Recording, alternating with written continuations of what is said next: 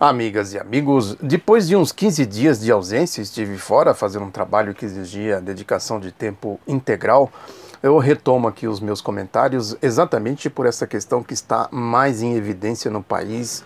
Esse problema da greve dos caminhoneiros, lockout, ainda é uma coisa meio indefinida, mas o fundamental é que isso tem despertado um debate que eu considero fundamental, que é esse problema da Petrobras. Eu tenho falado isso aqui reiteradamente, tenho falado de um artigo que eu fiz na revista Princípios, sistematizando uma pesquisa que eu tenho aqui sobre o papel da Petrobras, a importância que tem a Petrobras e o que significa o Pedro Parente na presidência da Petrobras. Por que que a Lava Jato surgiu num posto de gasolina e surgiu com essa história de Petrobras, Petrobras, Petrobras. Os boquirrotos da Lava Jato só falam isso, Petrobras, Petrobras, Petrobras.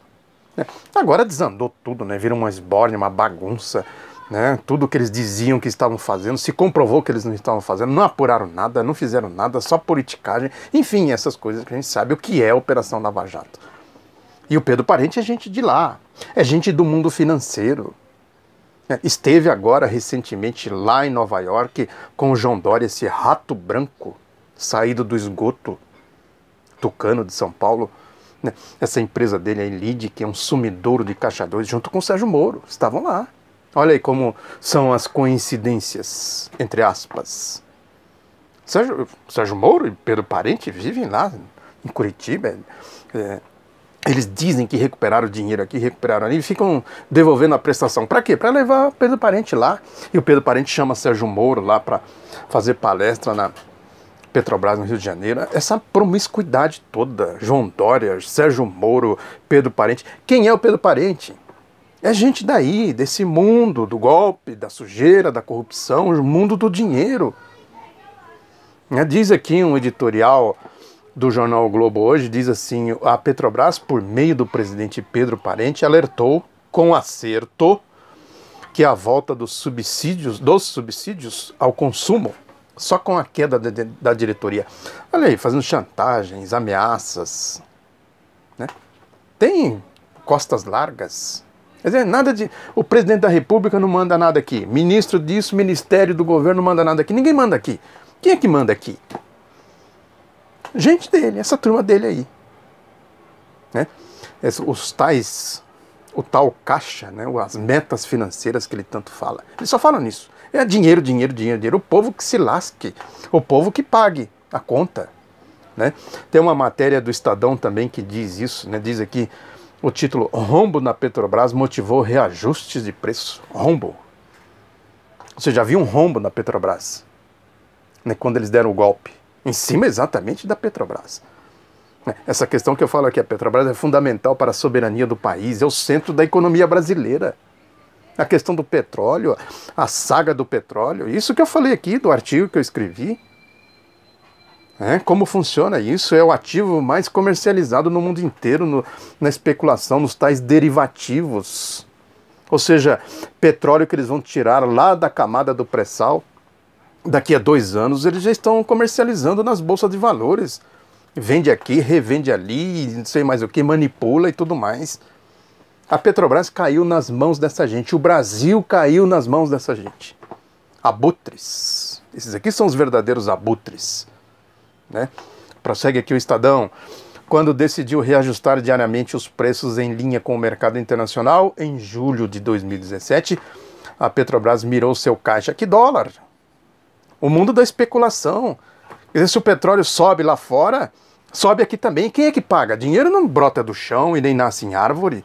Sai de algum lugar. Quem trabalha, aquela história que eu sempre digo aqui. Quem trabalha é quem produz riquezas, quem produz valor e quem se apropria disso. Há aqui um mecanismo para se apropriar disso. Concretamente, do mundo da concretude, não da ficção dessa turma aí, dos vigaristas, dos golpistas da direita, da elite brasileira. Né? Diz que o foco era a redução do endividamento que elevou a empresa ao posto de petroleira mais endividada do mundo. Primeiro, isso aqui é um dado que precisa ser checado. Se a Petrobras se endividou, ela se endividou exatamente porque ela investiu Aquilo que o Lula sempre falou, quer dizer, ele pegou a empresa moída, destruída pelo projeto neoliberal do Fernando Henrique Cardoso, reconstruiu tudo. Já falei aqui também, a Petrobras não descobriu o pré-sal por acaso, descobriu porque houve investimento em tecnologia. A empresa foi remodelada, foi refeita, reconstituída depois da destruição neoliberal. Repito, não é à toa que a Lava Jato começou num posto de gasolina para, exatamente, Petrobras, Petrobras, Petrobras. Não é à toa. E que resultou nessa prisão infame, a restituição aqui no Brasil da categoria do preso político. Essa prisão indecente, infame, cruel, covarde do ex-presidente Lula, ou preso político. É isso. Tudo isso tem que ser posto aí nesse cômputo. Ainda prossegue mais aqui o Estadão. Estratégia que deu certo. A estratégia aí do Pedro Parente, ó. Que a Dilma chamou ele lá atrás de Pedro Serpente. E eu tenho falado aqui, em todos os governos de direita depois da ditadura militar, ele esteve presente já no final do governo Sarney, quando o governo Sarney deu aquela guinada no final dos anos 1980, guinada à direita. Estava ele lá, como secretário executivo do Ministério do Planejamento. Aquela história que o Saulo Ramos, que era o ministro da Justiça, disse que ele deixou... ele fez uma limpa nos ministérios, né? E o Saulo Ramos dizia, o dinheiro que ele deixou lá no Ministério da Justiça não dava para comprar sequer as algemas que ele, Pedro Parente, merecia. Saulo Ramos disse isso. Aí diz aqui o Estadão, estratégia que deu certo, com a petroleira registrando um lucro de 6,9 bilhões de reais no primeiro trimestre, o maior trimestral dos últimos 5 anos. Esse lucro vai para onde? Saiu de onde? Olha aí, classes. Quem paga e quem recebe. Prossegue aqui. Para o consumidor, a recuperação da Petrobras pesou no bolso quando a cotação do petróleo ganhou fôlego em 2018, após um período de quedas. E isso aumenta lá fora, aumenta aqui, eles tiram do consumidor aqui. Né? Agora, a Petrobras produz petróleo aqui. O que eles estão fazendo com as refinarias? Estão mandando petróleo bruto para fora para ser refinado lá fora e traz de volta. Isso que os funcionários da Petrobras têm denunciado. Né? Estão liquidando as refinarias. E tem a cadeia toda, né? Cadeia do petróleo e do gás, né? Que eles destruíram. E com lava-jato. Tem lava-jato. É isso aí, né? É um conluio. Prossegue aqui ainda, pela primeira vez desde 2014, o barril atingiu $80 este mês. Como consequência, o preço do diesel já subiu 38 vezes desde janeiro. A Petrobras tem autonomia aqui, poderia controlar isso, produzir aqui, refinar aqui, comercializar aqui. Por que tem que atrelar com o dólar, com o preço internacional? Por quê? O que explica isso? Diz aqui, para a empresa, a alta do petróleo significa uma oportunidade para gerar receita. Significa isso aqui, ó. Gerar receita, distribuir dividendos aos acionistas e atingir a meta financeira, ainda que o programa de venda de ativos caminhe devagar. A privataria, as privatizações. Ou seja, a Petrobras, que ela foi criada, as estatais foram criadas exatamente para fazer aquilo que a Petrobras fez nos ciclos de governos Lula e Dilma, fazer uma política de preço interna. Ela não foi criada para isso aqui. É meta financeira, distribuir dividendos, gerar receitas, privataria. Quem se beneficia disso? É o povo? O povão? 90% da população brasileira se beneficia disso aqui? Não. E nem um centavo. Esse povão paga a conta. A conta. Tem aqui dados da Associação dos Engenheiros da Petrobras, a EPET. Esse pessoal conhece a empresa. Eu falei aqui, eu trabalhei no metrô, fui diretor de imprensa dos sindicatos metroviários, né, por mais de 10 anos. Né, e o corpo técnico, quem está por dentro da empresa, entende disso, tem a tecnologia da empresa na cabeça. Esse pessoal conhece a Petrobras. Diz aqui, né, informações que eles andaram divulgando aqui, que né, essa política de estabilização que tinha, né, a política de preços internos, a política interna, né, de preços, né, do gás de cozinha, da gasolina, do diesel e tal, né, isso foi fundamental. Né, e isso, inclusive, ajudou a Petrobras, que eles dizem aqui que a empresa teve uma geração operacional de caixa de 33 bilhões de dólares em 2011. 27 bilhões em 2012, 26 bilhões em 2013, 26 bilhões em 2014, 25 bilhões em 2015 e 26 bilhões em 2016. Cadê o rombo? É isso, né? O rombo foi o endividamento da empresa, né? Aquela história. Se você quer ter um bem, quer ter alguma coisa, você faz uma dívida controlada. Exatamente para isso, para estruturar a empresa, fazer pesquisa, descobrir o pré-sal e tudo mais, criar as cadeias, né, as refinarias, né, que, enfim, estruturar a empresa para ela cumprir o seu papel social. Para isso que serve uma estatal. Né? Agora, lógico, rombo para dizer o seguinte: isso aqui é a herança do Lula, da Dilma, do PT, como eles dizem, é PT, PT, PT, PT, PT, PT, PT, PT, nessa vigarice que tem aí. A história, sempre digo aqui, a gente tem que se referenciar na nossa história. O que aconteceu com o Brasil nesse período todo aí? O desenvolvimento do Brasil. Se não fosse a Revolução de 1930 do Getúlio Vargas, o que seria o Brasil? Teríamos Petrobras, teríamos desenvolvimento? O papel das estatais, por que foram criadas as estatais? Os polos, em torno desses polos se promovia o desenvolvimento em diferentes áreas.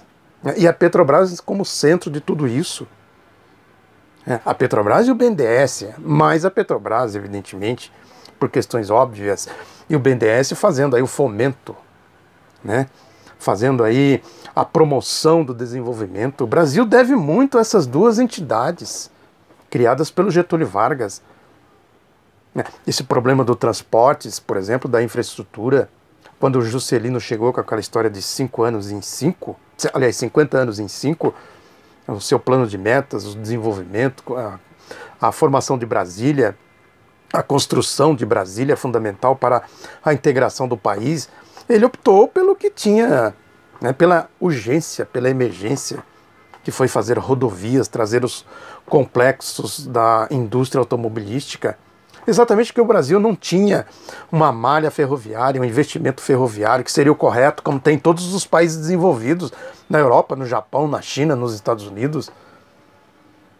Mas aqui não teve. Por que não teve? Esta é uma questão fundamental para a gente entender. Porque o Estado sempre esteve na mão dessas oligarquias. Essa gente que não pensa o Brasil, que não tem estratégia para o Brasil, que não pensa no povo, que não pensa no desenvolvimento. Tudo ali, a base da mão grande, da roubalheira, roubando o povo, tirando o sangue do povo. Isso aí que nós estamos vendo, aí Pedro Parente, golpe. Essa Rede Globo, Grupo Globo, esses grupos, essa gente que se associa com os interesses de fora para saquear o povo, saquear o país e dão golpes. Isso é um empecilho para o desenvolvimento do Brasil. Por isso que o país tem um potencial gigantesco para se desenvolver e não se desenvolve, porque sempre cai nas mãos desse tipo de gente aí, dessa direita, dessas oligarquias, dessa elite. É isso, sempre que o país dá um avanço, essa gente faz esse tipo de coisa, se organiza aí de maneira marginal, nos dois sentidos do termo, no sentido político, porque afronta as decisões soberanas do povo, com o golpe. O povo elege os seus representantes, que fazem as constituições, as leis, que fazem a configuração institucional do país. Eles atuam à margem disso para exatamente atacar o povo. E ataca o povo para praticar a outra marginalidade, que é assaltar, roubar, passar a mão. É isso. A história do Brasil está repleta disso, por isso que essa oligarquia com quase 400 anos de escravagismo, da República Velha, que atentou contra o Vargas, contra o Getúlio, contra o Jânio Quadros. João Goulart. Jânio Quadros também ficou ali no meio, espremido nessa história toda. A renúncia dele é um episódio importante na nossa história, tal da política externa, que ele se recusou assim, a se alinhar com a lógica da expansão do regime norte-americano. Mas isso aí é uma outra questão. E agora o ciclo de governos Lula e Dilma, e que nós chegamos a essa situação de bestialidade que nós estamos vivendo agora. A volta da figura do preso político. O Lula é um preso político. vítima de uma bestialidade, de uma ação covarde, de gente sem escrúpulos, sem moral, essa gente da Lava Jato, né? Tem aí um caso concreto que ilustra mais uma vez isso. Essa história que eles foram lá nos Estados Unidos, né? Vejam bem, Sérgio Moro, João Dória e Pedro Parente. Os três juntos. A defesa do Lula estrelou, claro. Como é que um juiz desse pode julgar alguma coisa? Sobretudo um ex-presidente da República vítima, né, de uma torpeza. Um presidente da República que sempre se pautou pelos interesses do povo, pela ética, né, pelos princípios morais. E chega aí esse tipo de gente desqualificada e manda prender. Isso é bestialidade. Isso é uma atitude bestial, atitude desumana, pessoa esvaziada de sentimento humano, né, de cognição humana. Vira um fascista, um fascistoide. Não é à toa que ele é elogiado aí pelos cachorros loucos. Aliás, tem muito deles aí nesse movimento aí dos caminhoneiros. É muito desse negócio de intervenção militar. Gente doida, essa gente que vive aí, eu tenho falado muito desses doidos aqui. Quem são esses doidos? Joga pedra, puxa gatilho e põe a bandeira brasileira nas costas, dizendo que a minha bandeira jamais será vermelha. Gente doida, cachorro louco. Fiquem longe dessa gente, essa gente é perigosa. Isso é fascista, nazista. E aí não é à toa que fica aí, somos todos Sérgio Moro, é exatamente isso. Ele tem uma matéria do Globo hoje, né, ele respondendo aí a defesa do Lula, ele fez um despacho. Essa gente sempre tem despacho, né? Despacha para quem? Para o Globo, Jornal Globo, né? É o porta-voz, a correia de transmissão, né? Aí ele diz aqui que a foto que ele tirou lá, quando se apegam na questão da foto, não no fato em si, né? Ele junto com Pedro Parente, junto com o João Dória. Aliás, essa história, né, diz que recuperam o dinheiro da Petrobras e eles devolvem a prestação, exatamente para levar o Pedro Parente lá e sair na mídia, no Grupo Globo e tudo mais. E aí, o que ele faz? Ele justifica, né? Ele foi lá pelo Grupo Lide, é importante dizer isso. Esse Grupo Lide é do João Dória, sumidouro de Caixa 2. Esse João Dória, rato branco saído do esgoto tucano aqui de São Paulo. Né, fascista, tudo para ele, Lula é isso, Lula é aquilo, ele só fala disso, Lula PT, fascistinha de quinta categoria. E ele lá junto com o Pedro Parente, o Moro, né, junto com o Pedro Parente e junto com o Dória. Né, isso, promiscuidade pura. Aí ele justifica aqui dizendo assim, mas o Lula, segundo a matéria do Globo, no despacho dele, ele diz isso. Lula tirou foto com Aécio Neves, tirou foto com Gedel Vieira, por que eu não posso tirar foto?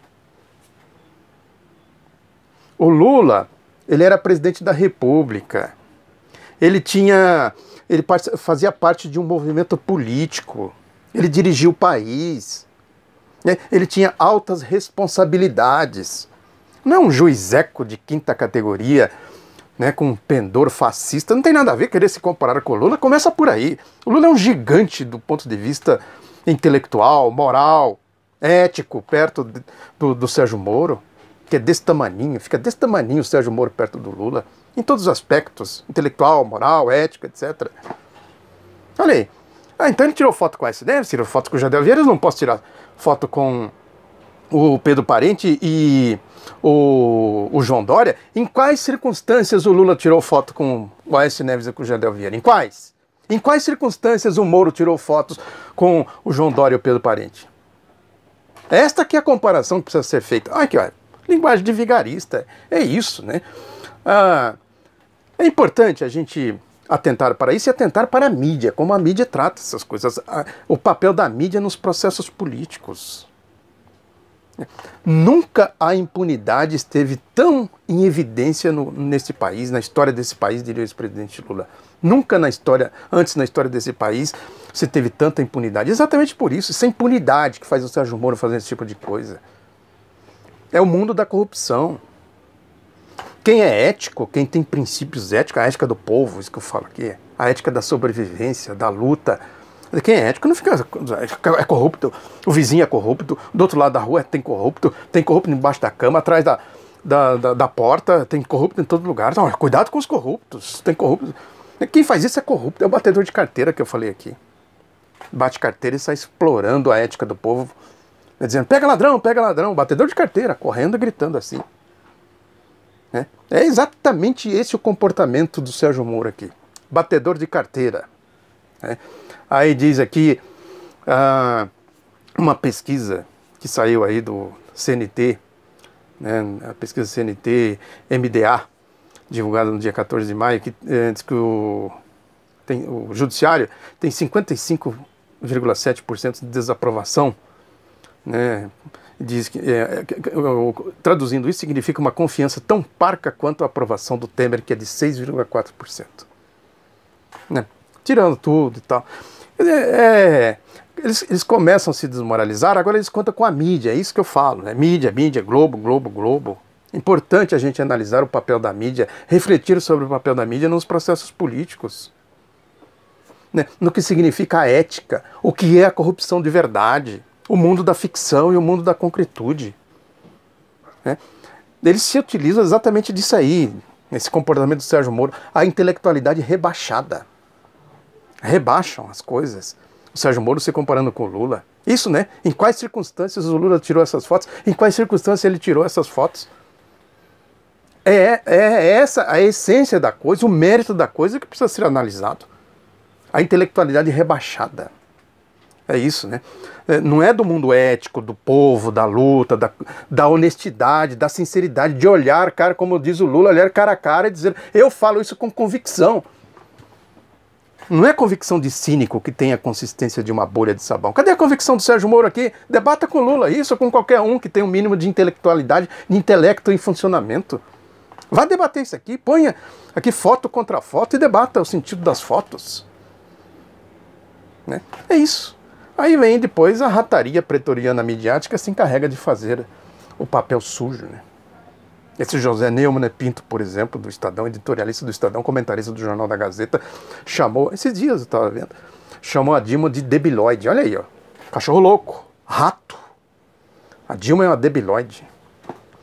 É o machismo, Machismo.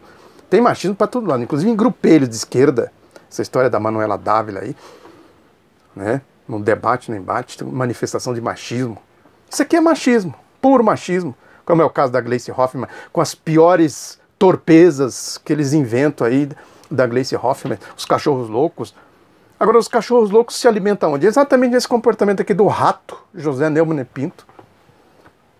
Essa rataria pretoriana midiática como um todo. É isso. Muito obrigado aí pela atenção. Desculpa aí não poder ter avisado vocês. Ficou meio na correria que eu ia me ausentar, mas conto com vocês aqui para a gente retomar e divulgar o outro lado da notícia. Um abraço e até a próxima.